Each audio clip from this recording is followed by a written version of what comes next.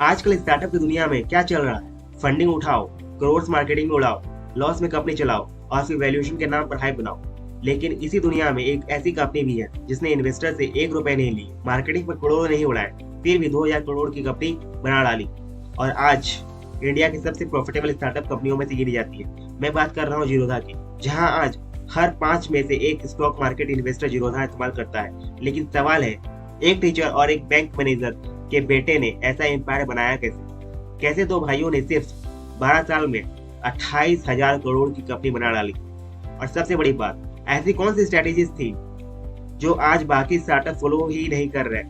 आज की इस डिटेल्ड केस स्टडी में हम समझेंगे जीरोधा की पूरी स्टोरी, उनका बिजनेस मॉडल, उनकी मार्केटिंग स्ट्रेटेजी और उनकी साइकोलॉजी और वो लेसन्स जो आपके बिजनेस को और लाइफ दोनों में बदल सकते हैं। तो वीडियो को एंड तक जरूर देखना, क्योंकि ये सिर्फ स्टार्टअप स्टोरी नहीं है, ये स्मार्ट बिजनेस की स्मार्ट क्लास है। स्टोरी शुरू होती है बेंगलोर से। नितिन कामत के फादर कनाडा बैंक में काम करते थे और मदर टीचर थी। मिडिल क्लास फैमिली थी। फैमिली चाहती थी कि बेटा पढ़े लिखे, डिग्री ले, जॉब करे, सिंपल लाइफ जिए। लेकिन नितिन अलग थे। उनकी दोस्ती कुछ ऐसे लोगों से हुई थी जो बिजनेस बैकग्राउंड में आते थे, खासकर मरवाड़ी फ्रेंड्स, और वहीं से उन्हें स्टॉक मार्केट में इंटरेस्ट आने लगा। सिर्फ 17 साल की उम्र में उन्होंने ट्रेडिंग शुरू कर दी। उस टाइम स्टॉक मार्केट आज जैसा आसान नहीं था।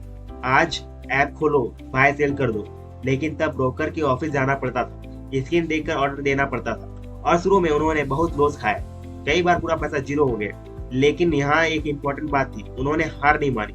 उन्होंने हर लॉस को लर्निंग की तरह लिया। गलती कहाँ हुई, क्या इम्प्रूव करना है, क्या अवॉइड करना है, यही माइंडसेट उन्हें काफी लोगों से अलग बनाता है।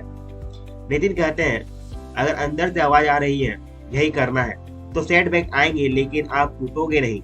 क्योंकि जब आप किसी और के प्रेशर में काम करते हो तो प्रॉब्लम आते ही छोड़ देते हो, लेकिन जब पैशन से करते हो तो गिरकर भी उठते हो। और यही चीज उन्हें स्टॉक मार्केट में बनाए रखी।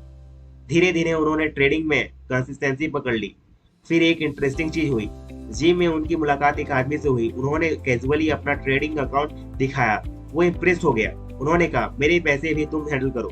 और यहीं से शुरू हुआ पहला बिजनेस। धीरे धीरे एक क्लाइंट, फिर 5, फिर 10 क्लाइंट बढ़ते गए, लेकिन प्रॉब्लम भी बढ़ने लगी। हर क्लाइंट को अलग मैनेज करना मुश्किल हो रहा था, तो उन्होंने सब ब्रोकर बनने का फैसला लिया। 2006 में उन्होंने ब्रोकरेज बिजनेस शुरू कर दिया।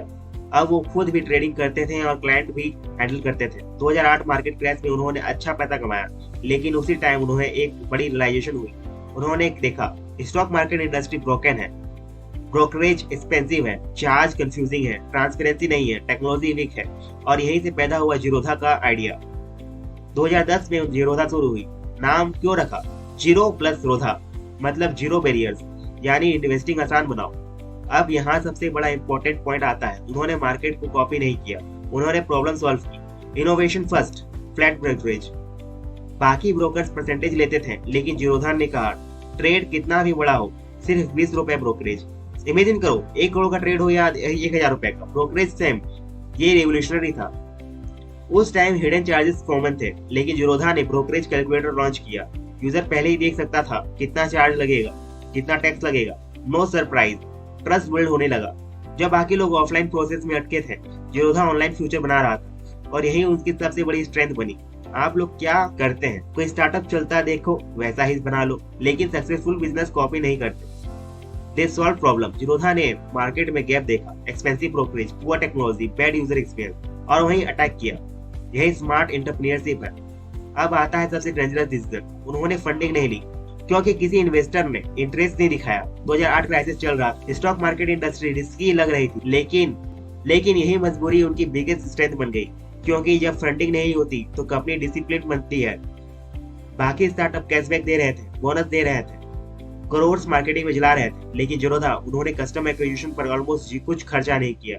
उन्होंने कहा प्रॉफिट फर्स्ट, और यही रीजन है कि आज बाकी फिनटेक स्टार्टअप लॉस में है, लेकिन जीरोधा प्रॉफिट में है। अब सवाल मार्केटिंग नहीं तो ग्रो कैसे हुई? Simple, community building. नितिन पहले से ट्रेडर कम्युनिटीज में एक्टिव थे, Yahoo message group, forums, trader network. उन्होंने वही बिजनेस से कनेक्ट किया, 1 by 1 कस्टमर लाए, रेफरेंसेस नेचुरली होने लगा। और सबसे इंपॉर्टेंट, उन्होंने सीरियस कस्टमर अटैक किए, ऐसे लोग जो जेन्युइनली इन्वेस्टिंग करना चाहते थे, ना सिर्फ कैशबैक लेने वाले यूजर्स। 2013 में जीरोधा की मुलाकात हुई कैलाश नाथ से और यहीं से कंपनी का रियल ट्रांसफॉर्मेशन शुरू। उन्होंने बनाया kite platform, simple, clean, fast, user friendly, और यही चीज यूजर को पसंद आई। आज finance industry basically tech industry बन चुकी है। जो कंपनी टेक्नोलॉजी में स्ट्रांग है वही फ्यूचर डोमिनेट करेगी। अब सबसे इंपॉर्टेंट बात, जीरोधा की सक्सेस सिर्फ ब्रोकरेज कम होने की वजह से नहीं है। असल का रीजन कस्टमर ऑब्सेशन। उन्होंने सबसे पहले पूछा कस्टमर की प्रॉब्लम क्या है और फिर उसे सॉल्व किया। उन्होंने फ्री एजुकेशन दी, वार्सिटी, ब्लॉग, अवेयरनेस कंटेंट। उन्होंने यूजर्स को स्मार्ट बनाया और यही लॉन्ग टर्म ट्रस्ट बिल्ड करता है। आज पेटीएम मनी आया, बड़े बड़े प्लेयर्स आए, करोड़ों मार्केटिंग हुई, लेकिन जीरोधा अभी भी नंबर 1 है। क्यों? Business trust beats marketing. अगर आप बिजनेस करना चाहते हो तो 5 लेसन याद रखो। पेशेंस फॉलो करो, प्रॉब्लम सॉल्व करो, फंडिंग के पीछे मत भागो, टेक्नोलॉजी अडॉप्ट करो, कस्टमर ऑब्सेशन रखो। और अगर आपने ये कर लिया तो शायद अगला स्टार्टअप आपका होगा। वीडियो पसंद आया तो लाइक करो, शेयर करो, सब्सक्राइब करो और कमेंट करके बताओ अगली किस कंपनी की केस स्टडी चाहिए। मैं मिलता हूँ नेक्स्ट वीडियो में। जय हिंद।